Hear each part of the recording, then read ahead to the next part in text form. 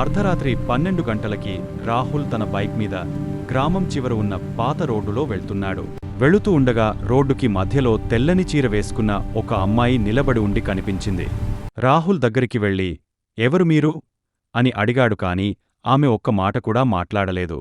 రాహుల్ ఆ అమ్మాయిని వదిలి నెమ్మదిగా బండి స్టార్ట్ చేసి వెళ్ళిపోసాగాడు. వెళ్తూ వెనక్కి చూడగా అమ్మాయి నెమ్మదిగా తలపైకి ఎత్తింది. కాని ఆమె కళ్ళు పూర్తిగా నల్లగా ఉన్నాయి. వికృతమైన రూపంలో కనిపించింది.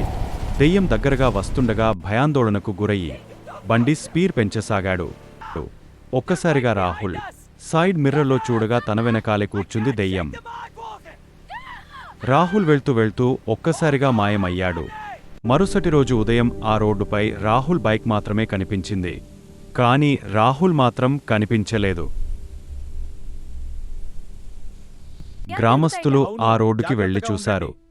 అక్కడ రాహుల్ బైక్ మాత్రమే పడి ఉంది. కాని రాహుల్ మాత్రం ఎక్కడా కనిపించలేదు.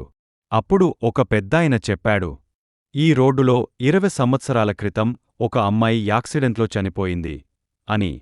ఆమె ఆత్మ ప్రతి సంవత్సరం ఒకరిని తీసుకెళ్తుందది తనతో పాటు ఉండటానికి అని. గ్రామంలో భయంకరమైన కథ ఉంది.